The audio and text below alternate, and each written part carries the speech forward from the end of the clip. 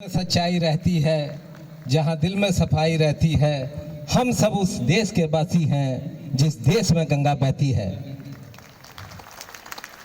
यहाँ पर आए हुए माताएं, बहनें, मेरे मित्रगण और इस विद्यालय के ओजस्वी प्रिंसिपल मैम, सिस्टर, सभी शिक्षकगण और जिन्होंने प्रत्यक्ष और अप्रत्यक्ष रूप से इसमें सहयोग किया है, मैं उन सभी स्टाफ को, उन्हीं सब कर्मचारियों को नमन करता हूं।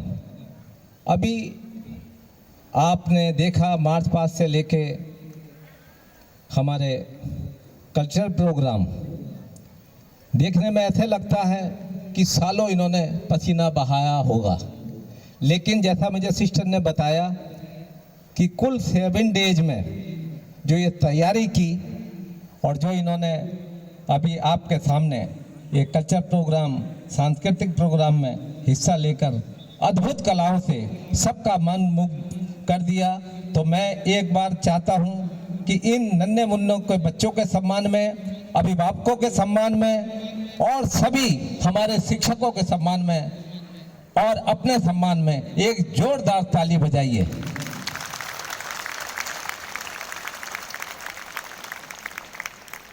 मैं इस विद्यालय में आकर अपने आप को गौरवान्वित महसूस कर रहा हूं कि आपने मुझको इस लायक समझा। तो मैं आज तन से मन से अपने को भाग्यशाली समझ रहा हूं कि मुझको ऐसे ओजस्वी हमारे अभिभावकगण, ऐसे ओजस्वी शिक्षकगण और हमारे नन्हे मुन्ने हमारे विद्यार्थियों के बीच में अपने आप को पाकर। बच्चों, ये 74वां गणतंत्र दिवस है। अभी कृतिका बिटिया ने बताया, प्रकाश डाला कि गणतंत्र दिवस क्यों मनाया जाता है। आपको मैं बताऊं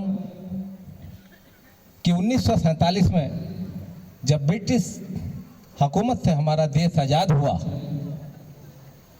तो आज़ाद हुआ लेकिन उसका कोई ढांचा नहीं था कि हम इस पर किस तरीके से इस देश को चलाएंगे, किस तरीके से हमारा संविधान होगा। तो ब्रिटिश हुकूमत ने कहा कि जब तक हमें ये क्लियर नहीं हो जाएगा कि आप अपने देश को किस तरीके से चलाएंगे, जब तक हम हिंदुस्तान नहीं छोड़ेंगे। तब एक संविधान लिखा गया और वो संविधान नहीं, हमारी देश की और हमारी आत्मा है। तो दुनिया का सबसे बड़ा संविधान है, जिस हस्तलिखित में लिखा है और जिसका वजन 13 किलो है। जैसा कि बताया, 2 साल 11 महीने 18 दिन इसको बनने में लगे। तो 1947 में हम स्वतंत्र तो हो गए थे, लेकिन पूर्ण रूप से स्वतंत्र नहीं हुए थे, क्योंकि गोवा में उसी समय ब्रिटिश शासक था। उसके बाद आज़ाद हुआ। फिर ये चुना गया कि 26 जनवरी ही क्यों रखा जाए। तो उसकी एक नींव थी कि 1935 में सबसे पहले अंग्रेजों के खिलाफ, ब्रिटिश हुकूमत के खिलाफ झंडा बुलंद किया गया था 26 जनवरी को कि अंग्रेजों भारत छोड़ो। और उसी की तर्ज पर जब हमारा देश आज़ाद हुआ और ये जब संविधान बना, तो 26 जनवरी को ये लागू हुआ। हमको ये आज़ादी ऐसे ही नहीं मिली है। न जाने कितने वीरों ने, कितनी बहनों ने इसमें अपने प्राणों की आहुति दी है। मुझे गर्व है कि मैं उस प्रदेश से आता हूं, उस उत्तराखंड से आता हूं, जो इस देश को आजाद कराने में और इस देश की सीमा की रक्षा करने में सबसे ज्यादा अपने प्राणों की आहुति देते हैं, तो वो है उत्तराखंड। रोज हम देखते हैं, हर चौथे 5वें दिन देखते हैं कि हमारा लाल सीमा पे शहीद हो गया। मुझे कहने में कोई अतिशोक्ति नहीं है। मेरे 4 आदर्श हैं। मैंने इस देश के लिए स्वर्ण पदक जीता है, मैं अपने को सौभाग्यशाली समझता हूँ। मैंने मेहनत की तो मुझे देश ने खेलने का मौका दिया और मैंने पूरा जितना भी हुआ मैंने वो अपने देश के लिए किया। तो हमारा, जैसा मैंने कहा कि मेरे 4 हीरो हैं और चारों यहाँ विराजमान हैं।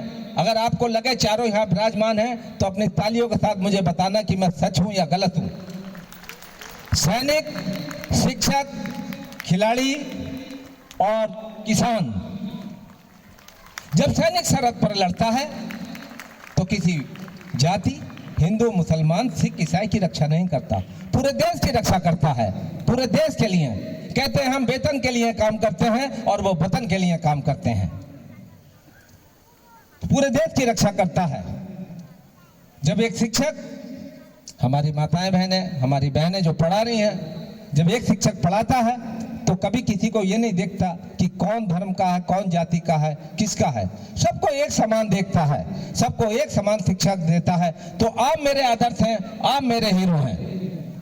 एक खिलाड़ी होने के नाते जब हमारा कोई खिलाड़ी देश प्रदेश के लिए स्वर्ण पदक जीतता है तो पूरे देश का हीरो होता है, किसी जाति, किसी धर्म का नहीं।